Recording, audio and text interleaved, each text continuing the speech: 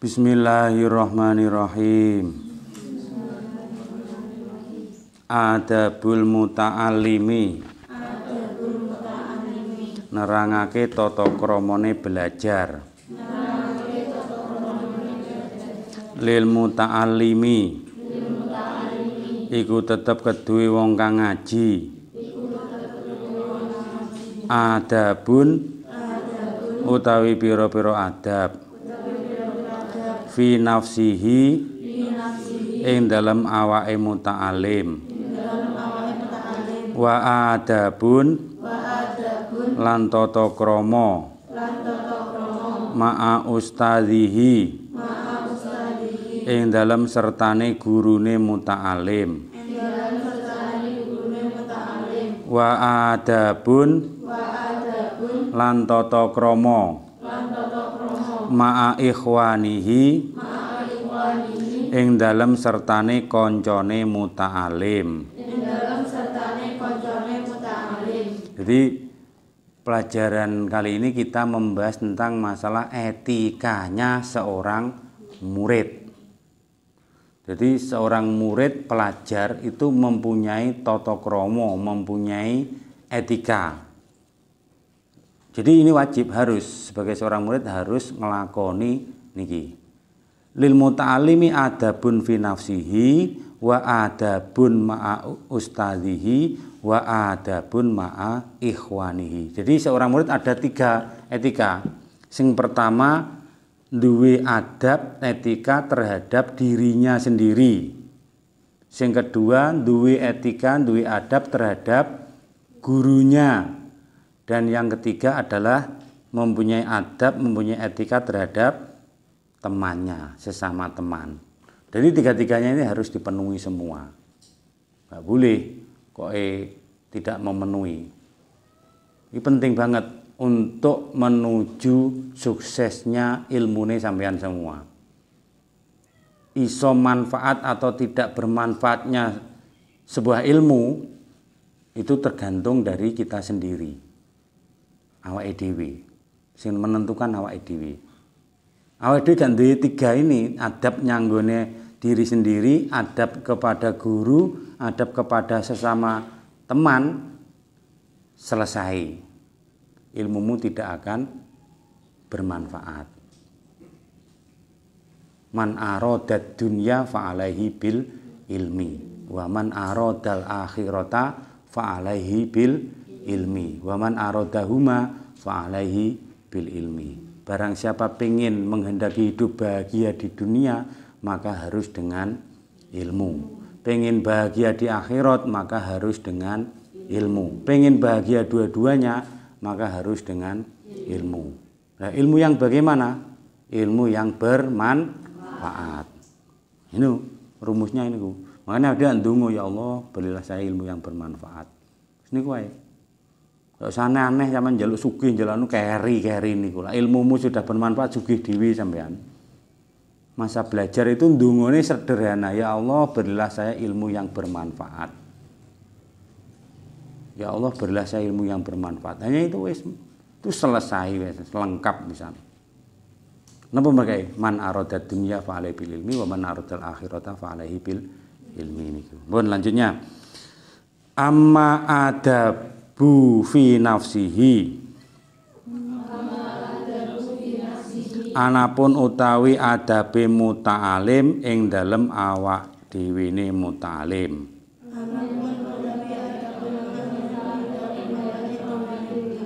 Mohon dipedhot amma adabun. Anapun utawi adabe muta'alim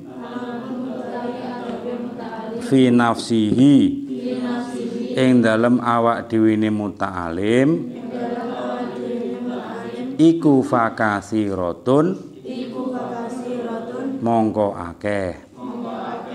Minha iku setengah saking adab tarkul ujubi utawi ninggal nggawuake awake. Wa minha lan iku setengah saking adab at-tawadhu'u utawi andap asor. Wasidku lan temen. Liyakuna drapun ana sapa muta'alim. Drapun iki supaya ana sapa muta'alim iku mahbuban den demeni gurune. Mausukon tur iku den percaya sapa bihi muta'alim. Wa minha lan iku setengah saking adab ayyakuna utawi yen to ana sapa muta'alim iku wakuron anteng ing dalem lakone muta'alim.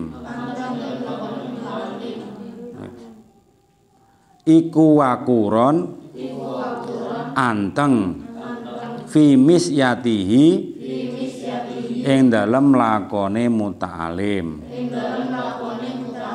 Wodon tur ngeremake torfahu ing pandangane muta'alim. Anin nazori saking ningali ilal muharramati marang pira-pira perkara haram. Wa ayyakuna lan yen to ana sapa muta'alim iku aminan den percaya alama ing atase barang utiyahu kang den paringake ing muta'alim minal ilmi bayane ilmu. Falaya jibu monggo ora kena nekani sapa muta'alim bi ghairi ma kelawan sakliyane barang ya'rifu kang ngerteni sapa muta'alim ing ma.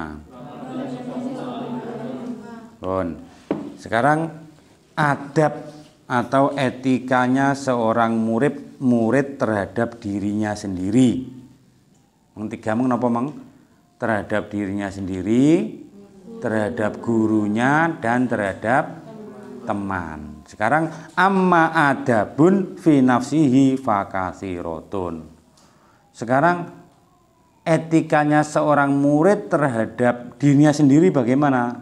Minha tarkul ujubi. Yang pertama meninggalkan ujub.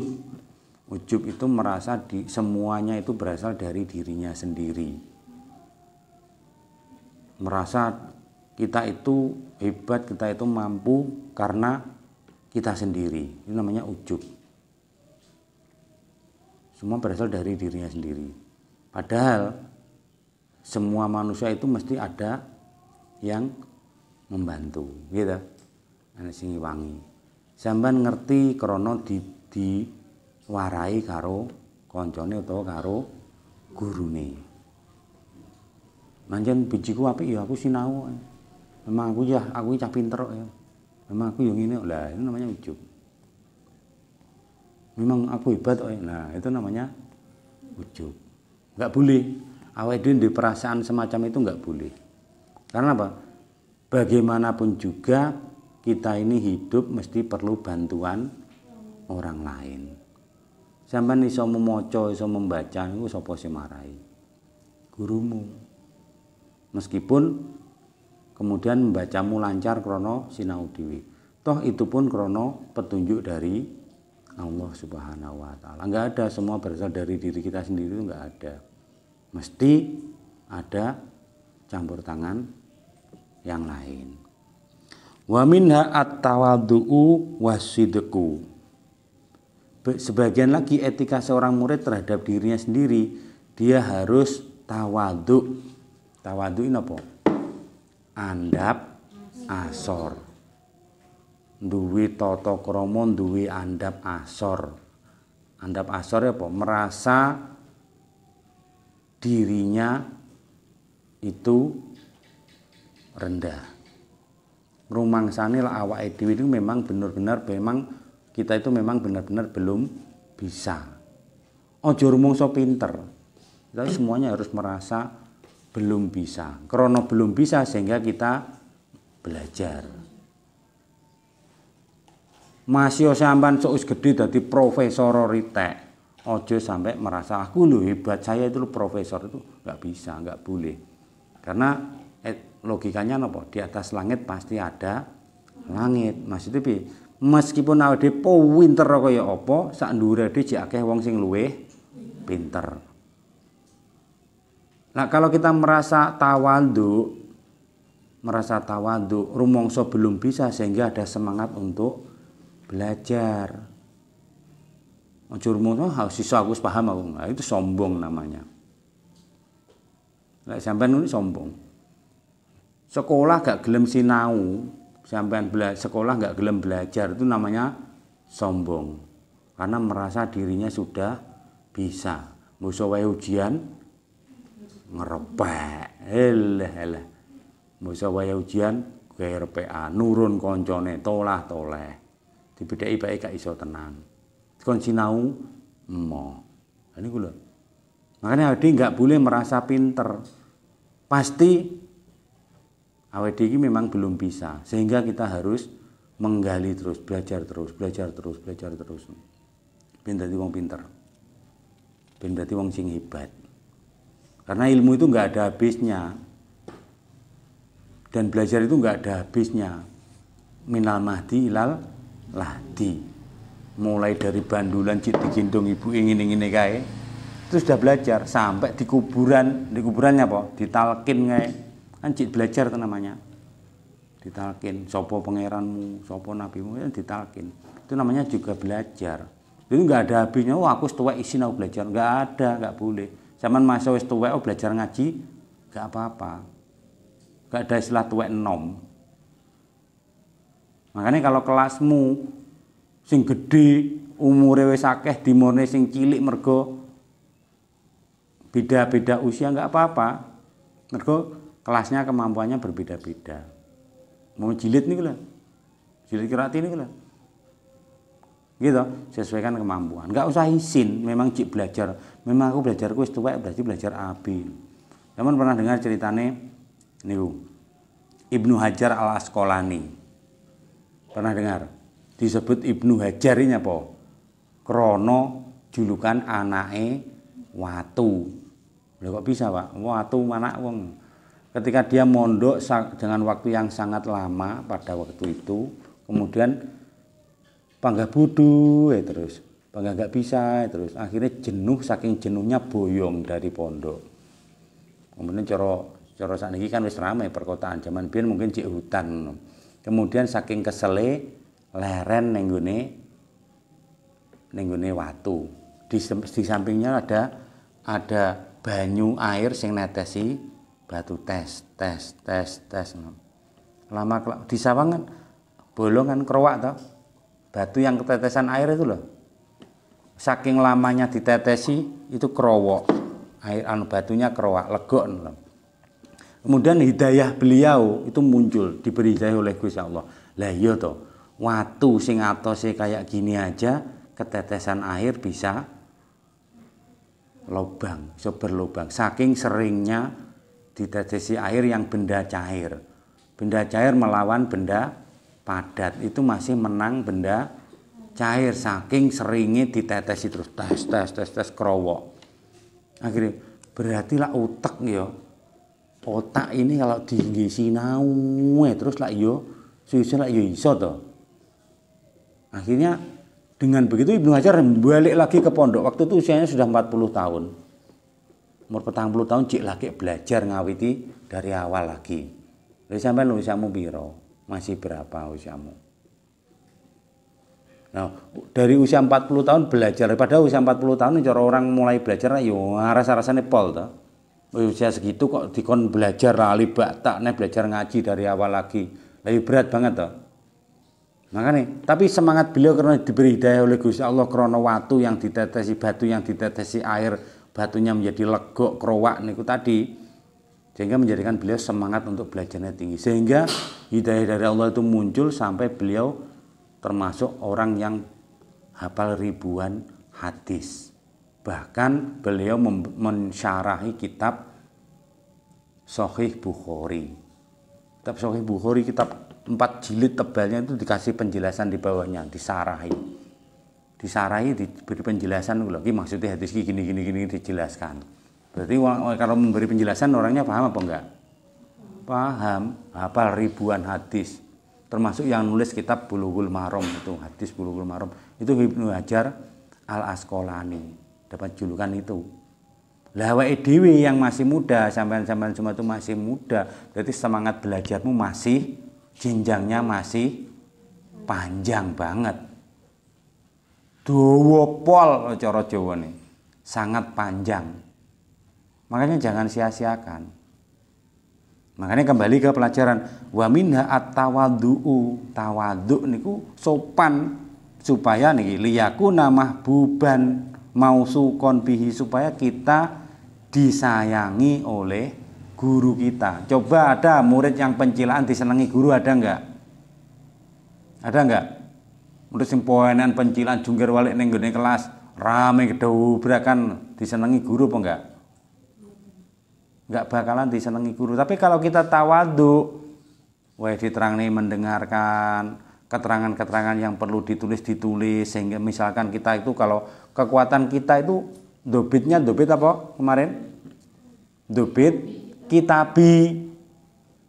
Dobit kitabi itu kalau tidak ditulis ora hafal. Kalau dobit sodri sekali mendengar langsung hafal. Kekuatan kita itu dobit kitabi. Makanya ketika ada keterangan-keterangan yang perlu ditulis, maka terus ditulis. Dawuh sepuh, mbahye sepuh, petenge kitab iku ndadekne padange ati. Padange kitab ndadekne petenge ati kula liyan. Lah, maksudnya bagaimana? Petenge kitab iku iso ndadekne apa mang? Padange ati. Kualiane padange kitab iso ndadekne petenge ati, maksudnya apa? Kalau sampean kurang paham atau dijelaskan oleh guru mbok tulis, maksudnya begini, tulis terus. Kemudian di 10 atau 15 tahun atau 5 tahun kemudian buku itu sampean baca lagi, sampean lagi muncul, oh iya biar nenek keterangan ini menjadi kelingan malih. Kuwi jenenge petenge kitab, regete kitab karena dikasih keterangan-keterangan itu bisa menjadikan padange ati. Gak mungkin kita sekali diterangkan langsung hafal, itu jarang, orang seperti itu jarang. Makanya apa? Kekuatan hafalan kita itu kekuatan hafalan yang sifat dobitnya kitabi, lagak dicateti ora hafal. Makanya keterangan-keterangan itu catetan, mbok rungokne tok ndelengep ngene. Wis bar ngaji takoki, "Men dolang apa?" "Mbuh," lha ngono. Krana gawe diterangno paham belum? Nah, tapi mbok iso ditikoki ke omah, "Men dolang apa?" Zaman pulang tanya orang tuamu, "Dolang apa?" "Mbuh," lha ngono. Tak mbok tulis keterangane. Oh, tadi dijelaskan begini loh. Itu namanya petenge kitab. Tapi iso ndadekne padange ati. Tapi lek kitabmu kosong blong maknane, kosong ora enek maknane. Diterangne ndelongop tok, yo padange kitab atimu peteng, enggak bisa nyapo-nyapo. Ngono lho. Jadi pentingnya kita menulis di situ. Keterangan-keterangan itu perlu kita tulis. Selanjutnya wa minna tawadhu wasidqu, kita jujur. Ojo gampang ngapusi dalam belajar, masa belajar. Sak teruse ora temu masa belajar tok. Dadi wong sing jujur. Apapun kenyataannya, jadilah orang yang jujur. Ojo gampang ngapusi. Iku ben disenengi gurumu juga. Gurumu seneng. Terus wa minha ayyakuna waquran fi misyatihi. Sebagian dari etika atau adabnya seorang murid itu harus menjadi wakuron fi misyati, lelakone anteng. Lelakone anteng apa? Ora pencilaan. Aja dadi bocah sing pencilaan. Termasuk tawaduk, termasuk wakuron fi misyatihi niku sampean kalau pas diterangne gurumu rungokno, aja dolanan dhewe. Kuwi ndadekne gelone gurumu, sakit hatinya gurumu itu guru-guru sampean waktu diterangne dolanan dhewe. Orang itu enggak ada rumusnya double 2 bisa konsentrasi bareng, itu enggak ada. Sopo wis pengen roh aku wonge. Sampean dolanan terus ngrungokne paham, pengen roh, mesti konsentrasi pada satu titik, satu fokus, ya kan? Iya mboten. Sampean dolanan karet, diterangne guru dolanan karet ngene-ngene.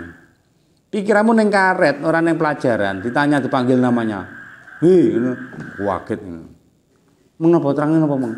Duka, ya. Gak roh. Makanya bolak-balik saya sampaikan, ibaratnya orang mencari ilmu itu podo karo macan yang mau menerkam mangsanya.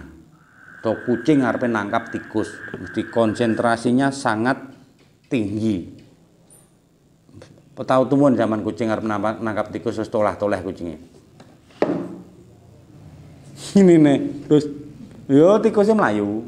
Atau macan zaman delok ning TV ning YouTube ono delokan macan arepe nangkap mangsanya. Apa enek macan sing tolah-toleh enggak ada. Ya ra. Konsentrasi penuh. Tek di kira-kira jarak sekian sampai segitu sudah cukup untuk menerkam nyolot, wes langsung dicolot kena. Ilmu juga demikian, kita menangkap ilmu itu ojo karo mbok sambi. Diterangne dolanan. Ya gak akan bisa konsentrasi. Nggak akan bisa. Tapi diterangnya manteng set konsentrasi. Itu yakin bisa. Kenapa sih di kelas itu ada yang nilainya tinggi, ada yang nilainya rendah? Padahal podo-podo menungsone. Standar IQ-nya paling ya podo, sampeyan paling piro IQ-mu berapa? 105, 110, paling mentok 120 paling gitu tuh.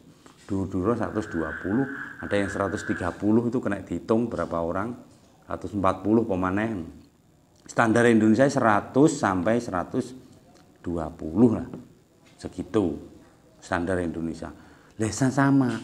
Standar otaknya sama, tapi kenapa kok nilainya beda? Nilai kepahamannya beda. Kenapa? Karena yang membedakan adalah konsentrasinya. Diterangnya gak konsentrasi juga iso. Gak bisa. Tapi kalau diterangkan iso konsentrasi, jadi ditangkap. Bisa akhirnya. Itu yang membedakan. Jadi puncaknya di konsentrasi. Makanya dadi murid wakuron fi misyatihi. Ojo dadi bocah sing pencilaan. Nak diterangne yo ngrungokne. Lah nek kancane sampean rame yo aja mbok terokne. Jarno kita itu beda. Sing ngono ae pikirane sampean. Saya butuh ilmu, saya enggak butuh rame. Ngono carane. Selanjutnya ghodon torfahu anin nazori ilal muharramati. Nah, itu loh menjaga pandangan dari perkara-perkara yang diharamkan. Ojo tolah-toleh, lanang-lanang ngono padha cah itu. Suwit-suwit. Ya ngono iya jenenge sing wedok ya ngetek nyisan ae. Egal iku mancale diwalon-alon Pak Bedah ben disuwiti. Ya apa bedane padha ae. Jadi jarak nemes gayane tapi balik neh. Kok disuwitine balik neh. Lah ya apa bedane jarak padha jarake. Ya makane pomane kayak dolan yang bendungan gonjangan itu berarti tidak ghodon torfahu. Gak iso njogo pandangannya dari perkara-perkara yang haram. Zaman lu masa puber masamu itu. Zaman seneng ngomong liya, seneng lawan jenis wis terserah itu hakmu, tapi iso itu wis memang duniamu, seusiamu. Tapi ojo ngawur. Ojo mbok los nafsumu. Peh anu lho, jare Pak Rule leh sapa sing ngomong oleh sapa? Memang seusiamu itu masa puber. Jadi jika kok sampean seneng karo lawan jenis itu wajar. Sing gak wajar sampean seneng sesama jenis. Itu gak wajar. Tapi ada tapinya lah rasa senengmu mbok ngawur nih, mbok umbar. Mbok umbar maksudnya mbok biarkan sampean pacaran. Wianan bendino melek sampai bengi lelekan.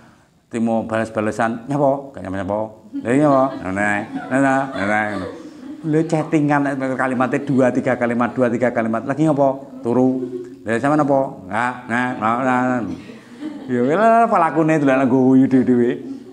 Pelakune. Lha apa paedahe? Tiwas mbangkong, bengi melek nganggur, membuang-buang waktu, mengganggu pelajaranmu. Itu namanya meliarkan dirinya untuk terbawa nafsu. Nek sampean seneng karo wong liya, mbok simpen dhewe, mbok enggeng dhewe meneng. Gak sambut dudune sapa-sapa, itu malah bagus. Pepatah story. Mencintai tanpa minta dicintai. Weh, keren perangitmu. Bisa ya sampean nyanyi. Mencintai tanpa minta dicintai. Itu sangat indah sekali. Dan akan nikmat sekali. Iso ngenyangi seperti itu, oh, hebatmu luar biasa. Bah sing mbok senengi dipek wong karepmu. Duwe pacar yo bene ora urus, penting aku panggah seneng. Dene. Lha saiki sing nggarai geger nyapa to? Mencintai tapi pengen dicintai. Ya niku lah akhire dadi tukaran, dadi cemburu-cemburuan lok-lokan karo kancane dadi geger ya gara-gara niku. Lah wong wae pengen diwehi. Kita kan nguwahi orang lain, saya seneng dia. Harapannya dia ben seneng. Lha kuwi jenenge olak-walik golek ijol. Seneng ya wis urusanmu. Nah, itu bagus. Konsentrasi belajar, ya Allah, saya cinta sekali dengan jenengan, ya Allah. Saking cintaku dengan jenengan, saya juga mencintai hambanya jenengan. Loh, top toh. Sing dicintai Gusti Allah ya. Saya juga mencintai hambanya jenengan. Sing kae lho ya. Ngono, tapi ya coba omongne sapa-sapa. Sing kae lho ya Allah. Tapi terserah ya Allah, kalau dia jodoh saya dekatkanlah, kalau tidak ya bagaimana supaya menjadi iya lah ngono malian karepmu dhewe kuwi. Ya Allah, seandainya dia jodoh saya maka dekatkanlah, jika tidak maka bagaimana supaya menjadi iya ngono ya ngawur jenenge. Ya gak usah ngono aneh-aneh, gak usah duwe pikiran semacam itu. Belajar saja, konsentrasinya di belajar. Karena apa? Ghadun tarfahu anin nadzuri ilal muharramati. Menjaga pandangan dari perkara-perkara yang diharamkan. Wis dieling-eling, chattingan-chattingan dikurangi, disudo. Ora usah dilulu awake. Paketan gampang tek sambate wong tuamu lho. Diluk-diluk nukane paketan, timo digawe chattingan yang tidak ada manfaatnya. Niku lho sing garai bundel nyang pikiran, bundel nyang utek iki guru-guru ngoten niku. Karena bolak-balik saya sampaikan, wong pacaran itu kabeh ngapusi. Ora enek pacaran jujur. Ngapa ngapusine? Lak ning ngarepe pacare koyo diapik-apik awake, padahal ning omah ngorok lak turu. Woproh ning omah. Lak turu ngorok ngompolan, ning ngarepe pacare dipik-pik koyo resik-resik. Sampai rambutnya diminyaki barang, diwangeni barang. Ngapusi bohong. Makanya gak usah pacaran. Terus wa ayyakuna aminan alama utiyahu minal ilmi. Sebagian dari etikanya seorang murid terhadap dirinya sendiri itu, dia menjadi orang yang bisa dipercaya. Bisa dipercaya.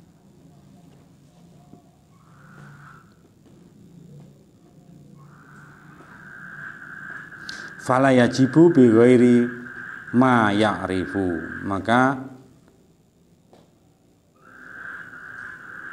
seorang murid tidak diperbolehkan melakukan sesuatu di luar perkara yang tidak diketahuinya. Lak wedi gumroh tekono gurumu, sampean gumroh tekono gurumu. Lak gak roh aja mbok awur. Karena apa? Ilmu itu semua ada sanatnya. Pelajaran agama apa maneh? Zaman gak roh mbok awun mbok kira-kira dhewe, itu dosa ndadekne dosamu. Tapi kalau sampean belum tahu, termasuk kaitannya pelajaran fikih, pelajaran Al-Quran, pelajaran hadis, kalau nggak bisa, jangan malu untuk bertanya. Tekono, Bu atau Pak, yang ini bagaimana? Tekono, jangan ngawur. Jadi intinya apa? Kita harus berhati-hati. Bon, untuk besok etikanya seorang murid terhadap gurunya ini penting besok iki, luwih penting neh niki. Sing terhadap dirinya sendiri tadi intinya awake dhewe aja dadi wong sing biayaan, aja pencilaan, lak diterangne ya ngrungokne, aja dadi bocah sing sombong, kemelinti, uraan, termasuk menjaga diri dari pandangan yang diharamkan. Bon, kena nggih, ada pertanyaan enggak? Takono. Tanyao. Aja sing angel-angel tapi lak tekon. Enggak iso jawab kula engko. Kenapa? Kembali lak ndonga sing tenanan paling utama ndonga njaluk nyang Gusti Allah supaya kita mendapatkan ilmu yang bermanfaat. Ben uripe dhewe hidup kita juga hidup yang bermanfaat. Karena apa? Khairun nasi anfa'uhum linnas. Saapi-apike manungsa itu orang yang bermanfaat bagi manusia, bagi orang lain. Niku, itu dari mana datangnya? Dari ilmu yang bermanfaat niku wau. Pun donga muga-muga awake dhewe kabeh dadi bocah sing sholih sholihah. Muga-muga dadi bocah sing ahli ilmu, dadi bocah sing ahli ibadah, paringi rezeki sing halal sing berkah. Dongane wong tuane sampean kabeh, wong tuane awake dhewe kabeh didongakne muga-muga diparingi sehat walafiat, paringi panjang umur, hajat-hajate dikabulne karena Allah Subhanahu wa taala. Ihdinas siratal mustaqim wallahul muwaffiq ila aqwamit thoriq. Wassalamualaikum warahmatullahi wabarakatuh.